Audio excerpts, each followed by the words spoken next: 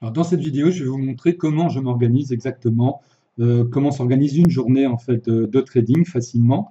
Naturellement, ce n'est qu'un exemple d'organisation, c'est comme cela que je m'organise.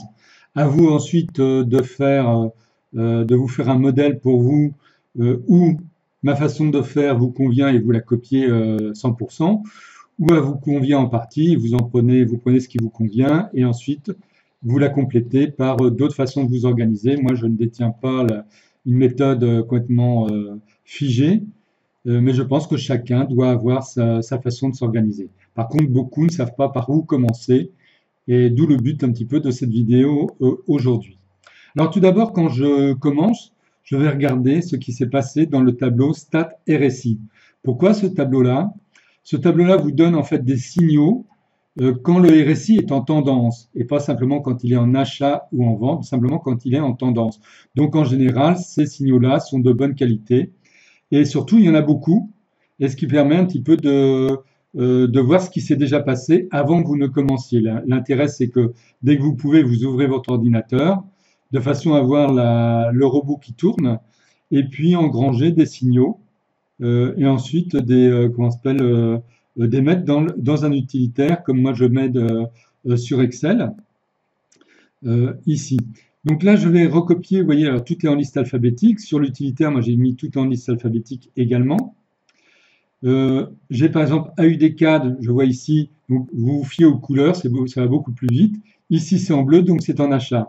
Donc moi je mets B pour buy, AUDCHF buy, AUDJPY buy, AUDNZD sell, AUDUSD buy, etc., etc. Donc je mets tout ce qui s'est passé ici.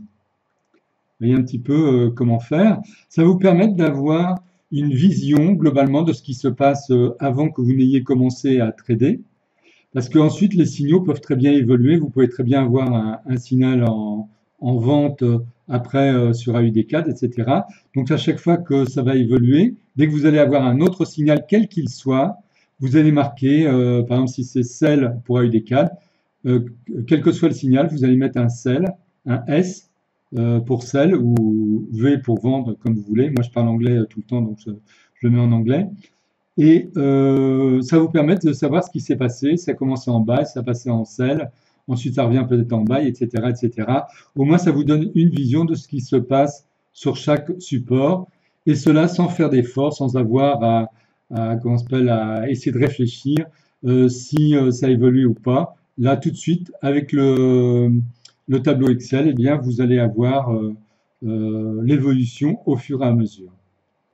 Alors, une fois que vous avez fait ça, donc vous savez exactement qui est en achat, qui est en vente par rapport au RSI. Donc, je rappelle au RSI en tendance, hein, pas le RSI, l'autre tableau, hein. Euh, Vous allez pouvoir faire afficher, donc moi je fais afficher les graphiques en cliquant dans la colonne TRS, parce que moi j'utilise le système Top Reversal System, qui est un des meilleurs systèmes pour les tendances. Et donc, pour chaque paire, je vais cliquer au niveau de la colonne TRS pour faire afficher donc le graphique directement par rapport au système. Alors, quand il sort donc en H1, puisque c'est comme ça qu'il est enregistré par défaut, je l'ai gardé par défaut. C'est-à-dire que quand je clique sur le petit carré euh, ici de TRS, ça va me sortir un graphique par défaut en H1. Alors ce graphique par défaut, il est comme ça. Donc c'est un, comment s'appelle, c'est un trade à faire en achat. Je remarque que le top reversal system est en achat et qu'il a été à 100 depuis le croisement. Ça, c'est important. S'il n'a pas été à 100 depuis le croisement, ce n'est pas bon. Il faut attendre qu'il soit passé à 100, hein, pour ceux qui possèdent ma méthode de top reversal system. Ensuite, ce que je vais faire, je vais descendre d'unité de temps en unité de temps, donc de time frame en time frame. Je passe en M30. En M30, c'est pareil. Il est en achat. Il est passé à 100 avant, depuis le croisement, je veux dire. Je passe ensuite à M15. Et en M15, je me rends compte d'une chose, c'est que le graphique est en vente au niveau comment ça s'appelle, de Top Reversal System, mais il n'est pas vraiment en vente parce qu'il n'est pas monté à 100. Donc on est encore sous l'influence d'un système en achat.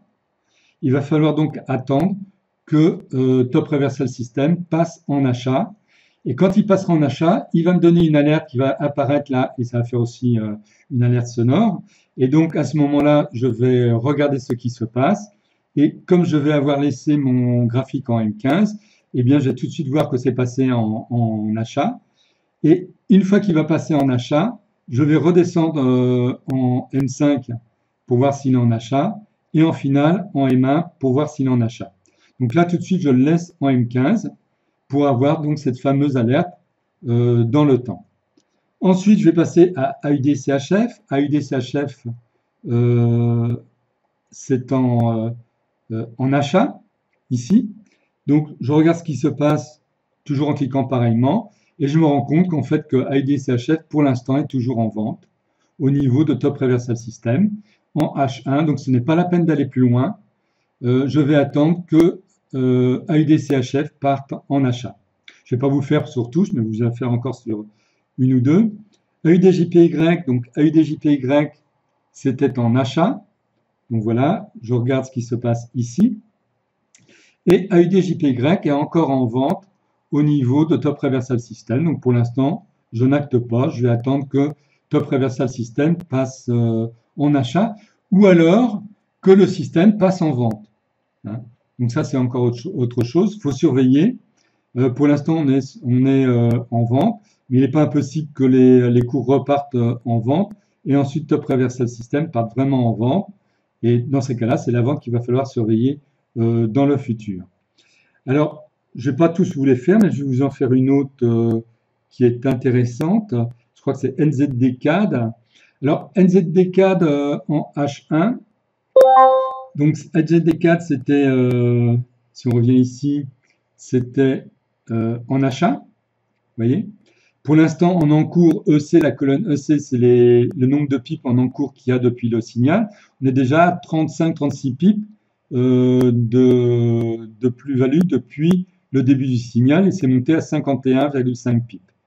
Et moi, je vais m'intéresser pour voir est-ce que ce signal-là m'intéresse.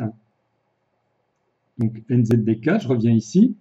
NZDK, je me rends compte quoi? Il y a eu une très grande bougie, donc jamais repartir suite à une très grande bougie. Donc là, on est en H1. Pourquoi? Parce que les cours ont une forte chance de retracer. Hein. Les cours sont trop écartés des moyennes mobiles, d'où l'intérêt de regarder les graphiques avec les moyennes mobiles. C'est pour ça que dans les graphiques par défaut, il y a les moyennes mobiles qui sont positionnées dessus, ce qui vous permet d'avoir tout de suite une bonne vision de ce qui se passe. Alors, ensuite, je vais regarder ce qui se passe en M30. C'est bon, vous voyez le Top Reversal System est en achat. En M15, il est en achat. En M5, il est en achat. Et en M1, il est en achat. Et vous voyez qu'il est parti en achat, même il est monté à 100 déjà. Donc vous me direz peut-être qu'il faut partir maintenant en achat. Non, toutes les vérifications ne sont pas faites. Il va falloir faire une autre vérification que je fais. Je reviens ici. Et donc NZDCAD, déjà au niveau de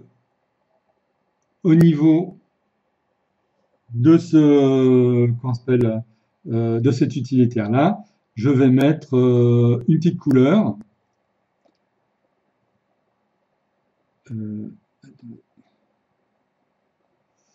Donc là, je vais mettre une couleur, par exemple comme ça, ou comme ça. Voilà. Histoire de dire que là, il va falloir que je regarde de façon sérieuse ce qui se passe sur NZDCAD, puisque tout semble conforme avec Top Reversal System. Mais ce n'est pas parce que tout est conforme par rapport à un système qu'il faut obligatoirement y aller. Je fais donc une dernière petite vérification intéressante. USDCAD, je vais cliquer sur Force. Alors moi, je me suis programmé sur cette colonne-là un time frame. À vous de vous programmer les templates. Hein, vous avez le mode d'emploi pour le faire. Vous voyez, je clique dessus. Et là va apparaître un time frame, un graphique avec des formes harmoniques, parce que j'aime bien les formes harmoniques, et avec le subdem. Le subdem, c'est un indicateur qui me permet de voir s'il n'y a pas une résistance qui apparaît au-dessus. Et là, je me rends compte de quoi? C'est qu'il y a une résistance au-dessus, ici. Donc là, eh bien là, je vais abandonner NZD4. C'est une paire qui va être dangereuse à trader, vous voyez, malgré le fait que c'était bon avec Top Reversal System. Là, on arrive sur une résistance importante et donc je risque d'avoir pas mal d'ennuis. Donc, je vais abandonner NZD4. Et donc, je reviens au niveau de ce tableau-là.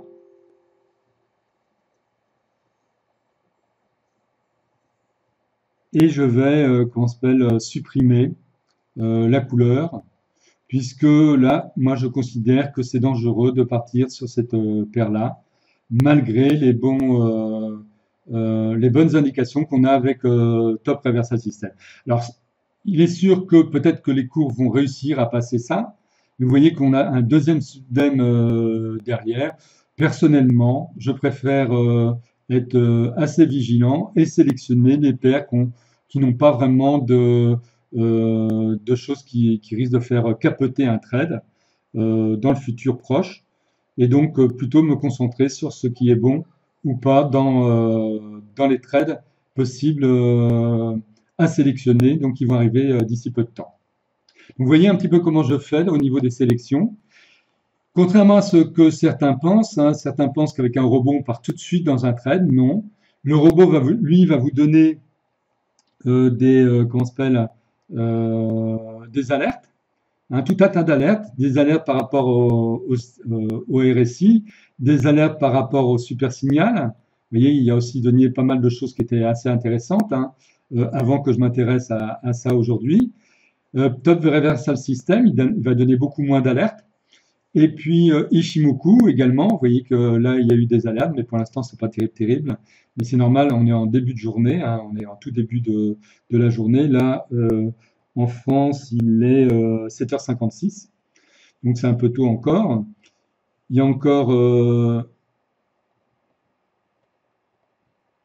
donc oui, on a fait le tour. Et moi je reviens toujours au stat RSI parce que c'est lui qui me montre bien ce qui se passe. Mais c'est pas grâce à lui que je vais vraiment partir pour faire un trade. C'est vraiment quand tout sera correct par rapport à ce que moi j'ai décidé qu'il me fallait pour prendre un trade, disons, qui va m'occasionner le moindre de drawdown possible. Et je vais avoir un trade le plus sûr. Alors bien sûr, ça c'est ma façon de trader. Celui qui va faire du scalping, par exemple, eh bien lui, il va peut-être pas utiliser Top Reversal System. Il va plutôt utiliser, je sais pas moi, pas le super signal, mais le signal, voilà, celui-là, ou alors le signal RSI, ou le super signal par exemple, et il va le mettre conjointement avec autre chose. Ça, c'est à vous de voir. Chacun voit midi à sa porte. Moi, je trade selon ma façon. Je vous montre comment je trade. Mais avec le robot, vous pouvez trader vraiment par rapport de multiples façons. Celui qui ne possède pas Top Reversal System peut essayer de se faire le même style de système avec le système Ishimoku Kinkoyo. Hein. C'est une des possibilités qui est importante. Et même si vous n'avez pas le signal, parce que vous ne possédez ni le signal d'Ishimoku, ni le signal de Top Reversal System, vous pouvez quand même avoir accès au tableau d'Ishimoku et repérer, par exemple, quand pratiquement tout est parfait. Vous voyez, par exemple, Eurocad, tout est parfait jusqu'à M30, c'est en achat jusqu'à M30, mais pas en H1, donc surveillez, par exemple, quand il part en achat. Et puis, vous faites les mêmes styles de vérification que moi je fais avec le système Top Reversal System. Alors, le temps de faire cette première partie de vidéo, ben, il y a d'autres signaux qui sont apparus. Il y a eu par exemple USD CHF en vente. Donc ici, je vais compléter. Vente. Il y a eu AUD USD en... non, AUD CHF en buy. AUD CHF, je l'ai déjà. AUD USD en buy, je l'ai déjà. NZD CHF en buy. NZD CHF en buy, je l'ai déjà. NZD JPY en buy. JPY, je l'ai déjà. AUD, NZD en sel, je l'ai déjà. Euro, NZD en sel, je l'ai déjà. GBP, NZD en sel, je l'ai déjà. NZD CAD, ben là c'était Top Reversal System. 4 JPY en sel.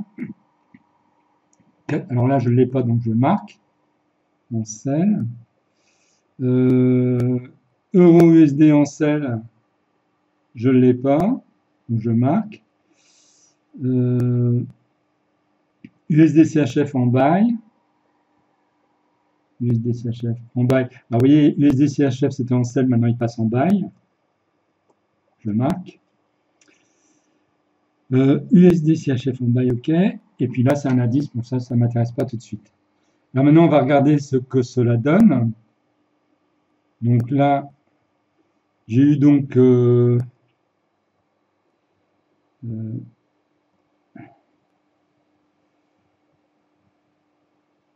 alors USD CHF, je ne sais plus si je l'ai, bah, j'ai déjà. Donc USD CHF c'est en sell.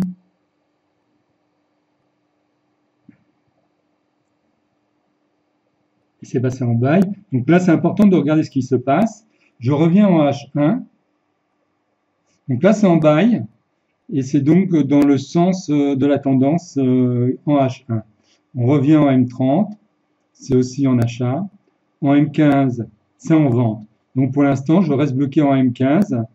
Non, là par contre, excusez-moi, c'est en vente.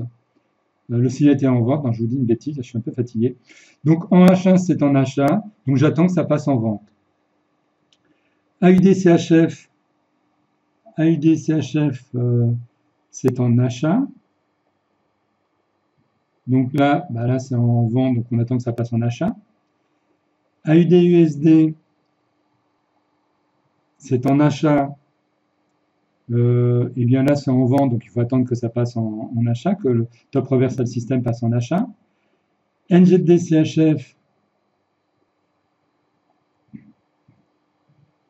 c'est en achat. Et en H1, donc Top Reversal System est en vente, donc il faut attendre. LGD JPY, ben là je ne l'ai pas, donc là il faut que je rajoute. Alors on va sur NZD JPY, ici. NZD JPY, donc toujours dans la colonne TRS. Voilà. Donc là c'est en achat alors que TRS est en vente. Donc pour l'instant je n'ai rien à faire là-dessus. AUD NZD, je l'ai là, c'est un signal en vente alors que Top Reversal System est en achat, donc il faut attendre. Euro NZD, c'est en vente alors que Top Reversal System est encore en achat, donc il faut attendre. GBP NZD, c'est en vente alors que Top Reversal System est en achat. Bon, NZD4, je vous l'ai dit que je l'ai retiré pour l'instant. Parce qu'il se rapproche trop de. Par contre, d'un Sudam, mais par contre, si jamais il repassait en vente, ça pourrait être intéressant, si jamais il rebondit sur un Sudam, ça peut être intéressant, il faut voir. 4 JPY, donc 4 JPY, je ne l'ai pas, donc là, je vais le rajouter. 4 JPY, voilà. Donc là, c'est en vente, donc en H1, je suis en vente, c'est bon. En M30, je suis en achat, donc je reste sur M30, mais pour l'instant, je ne peux rien faire. GBP JPY, c'est en vente, donc là, c'est en vente en H1. En M30, c'est en achat, donc je reste sur M30 en attendant que ça repasse en vente. Euro USD, je ne l'ai pas, donc là, je vais le rajouter. Euro USD, en vente. Voilà. Donc là, c'est en vente en H1 au niveau de Top Reversal System. C'est en vente en M30. Et c'est en achat en M15. Donc pour l'instant, je vais attendre. Vous voyez comment on fait quand on actualise au fur et à mesure. Alors, petite actualisation, hein, les choses ont évolué. AUD USD était en bas, c'est passé en sell. Euro AUD, c'était en sell. et ça me paraissait correct, mais quand j'ai fait les vérifications, donc avec le Sudem et tout ça, eh bien c'était un non. Euro JPY, c'était en bas et c'est passé en sell. GBP CAD, c'était en bas et c'est passé en sell. GBP JPY, c'était en bas et c'est passé en sell. USD CHF, c'était en sell, c'est passé en buy. USD JPY, c'était en buy. Et là, c'est pareil, question de Subdem, etc.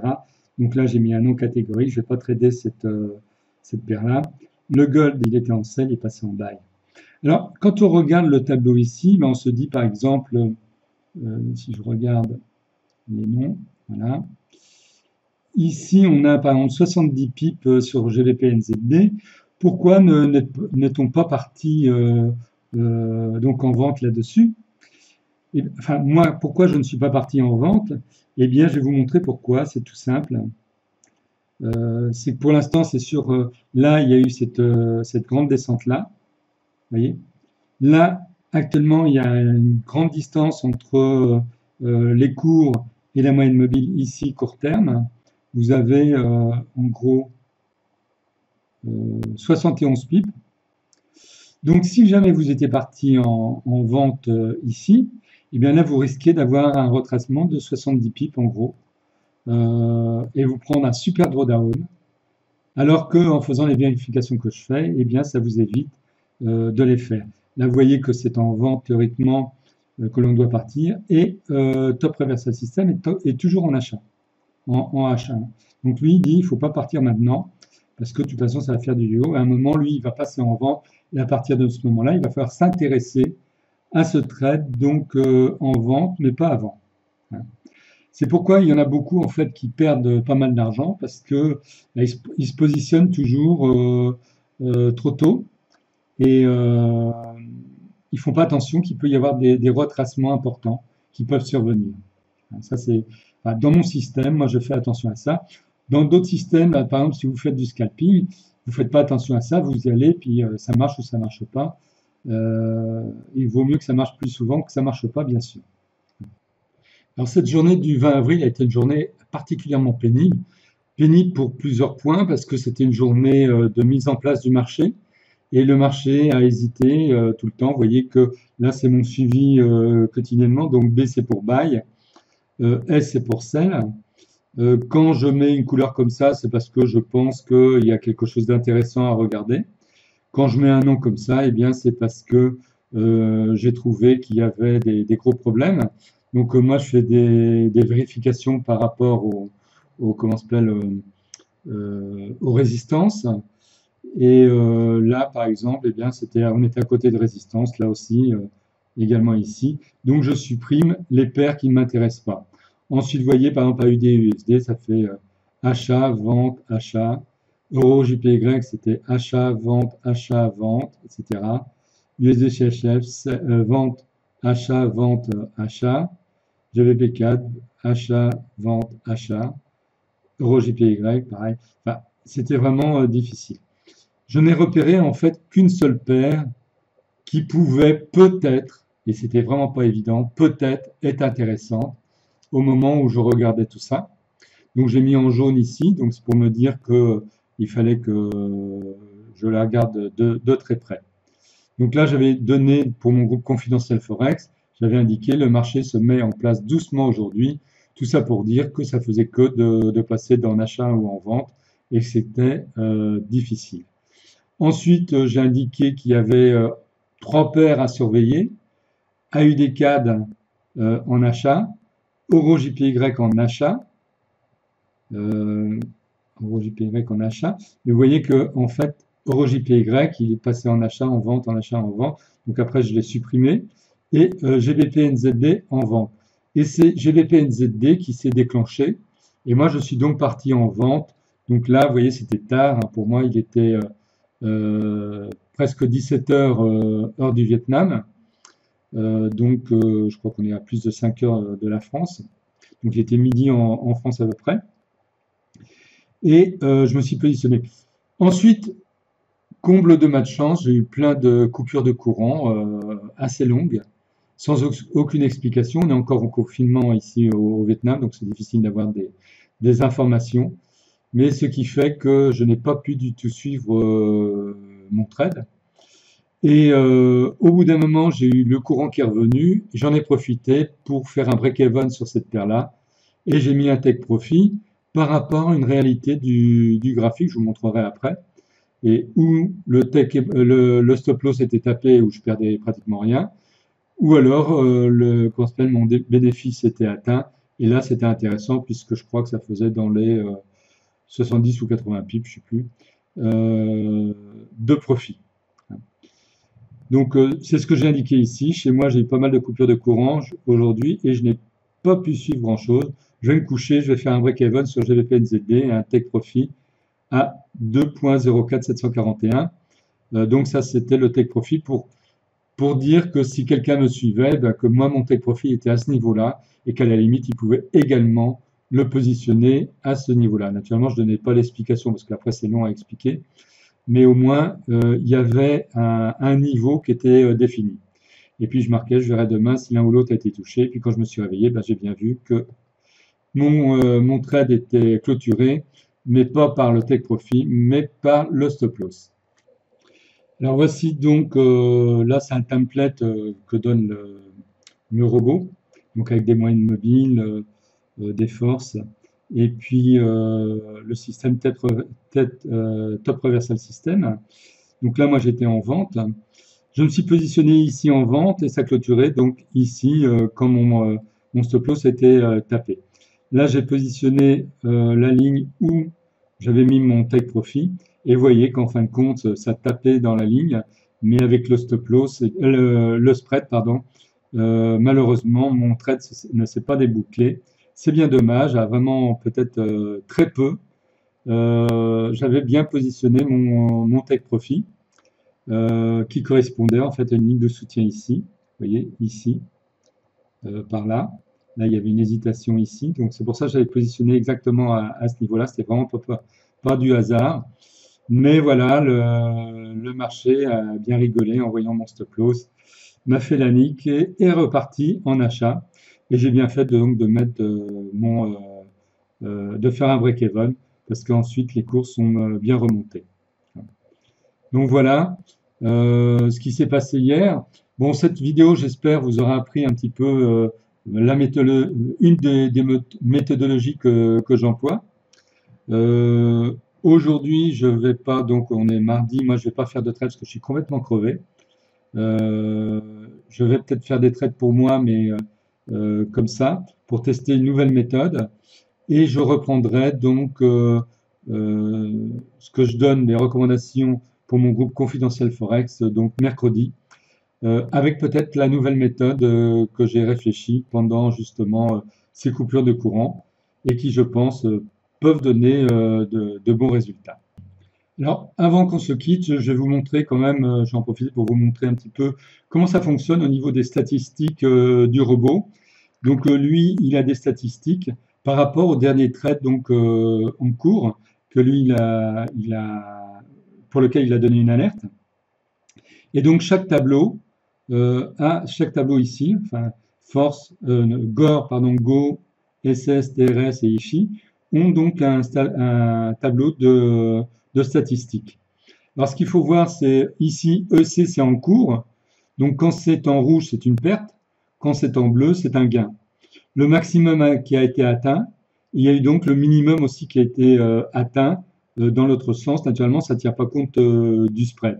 Alors, vous voyez, ça, c'est le tableau RSI. Vous voyez un petit peu ce que ça donne. En finale, bah, ça donne quand même de bons résultats.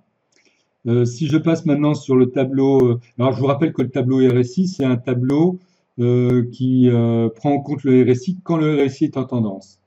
On va passer maintenant à un autre tableau Top Reversal System. Alors Top Reversal System, eh bien, il y en a quelques-uns qui sont positifs et d'autres qui sont négatifs actuellement. Donc tout dépend quand est-ce que les signaux ont été donnés.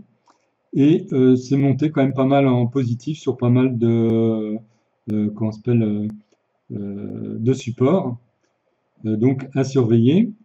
Je vous rappelle qu'on ne traite pas, par exemple, un signal comme le signal Top Reversal System tout seul. Il va falloir faire d'autres vérifications avant de se positionner. Ça, c'est important de le signaler. Alors pour le tableau Ishimoku Kinkoyo, donc le système Ishimoku Kinkoyo, là vous avez pareil les encours avec quelques-uns qui sont encore bien positifs. Sinon les maximums, bah, ils ont atteint, euh, il y en a qui ont atteint pas mal, hein. Là par exemple, ce qui est à noter, par exemple ici en encours, on est à moins 102 pips ou 101 pips, on va dire, et c'était monté à 127 pips,3 positifs. Vous voyez? Donc maintenant, Stats Trendmaster Pro. Donc ça, c'est un système avec le RSI, mais différent. Ça donne moins de signaux, mais vous voyez que c'est des signaux de bonne qualité, hein. Vous voyez ici, il n'y a pas eu de signaux, parce que ça ne correspondait pas. Et donc Stat RSI, donc là c'est celui que moi j'utilise le plus courant, disons je laisse toujours là-dessus. Et après je vais regarder sur les autres, enfin pour les autres signaux, parce que vous voyez ça donne vraiment d'excellents résultats. Voilà, je vais vous quitter donc là-dessus, hein. Hier, donc, ben, moi j'ai fait quand même un tout petit bénéfice, hein, de 2 US$ 43 en faisant mon break-even. J'ai pas été négatif, donc pour moi c'est une journée qui est une journée blanche, on va dire, hein, qui m'a pas apporté grand-chose. Mais par contre, le gros avantage, c'est que je n'ai pas perdu et mon capital n'a pas souffert d'une journée comme hier, alors qu'il y en a d'autres qui ont fait pas mal de pertes, parce que ça faisait du yo-yo. Et puis, quand ça fait du yo-yo, il faut savoir quand même pas mal trader. Et il y en a beaucoup, bah, ils ne maîtrisent pas encore bien le trading et se font avoir dans de telles situations. Voilà, moi je ne pense pas donner aujourd'hui de recommandations pour mon groupe Confidential Forex parce que je suis trop fatigué et je voudrais pas, du fait de ma fatigue, causer des pertes à ceux qui me suivent. Par contre, je vais peut-être tester une nouvelle méthode de sélection prise au niveau du robot. Donc c'est toujours une combinaison de signaux, etc. Et je vais voir ce que ça donne. Et puis si c'est bon, mercredi, je vous donnerai de nouveaux signaux donc pour mon groupe Confidentiel Forex avec cette nouvelle méthode, bien entendu, en vous le signalant bien sûr, pour que si vous voulez pas prendre de risques, eh bien vous faites tout en démo bien comme d'habitude, et au moins vous êtes observateur actif sans avoir risque de perte réelle. Voilà, il me reste donc plus maintenant qu'à vous souhaiter d'excellents trades et puis donc à bientôt pour une nouvelle vidéo. Au revoir.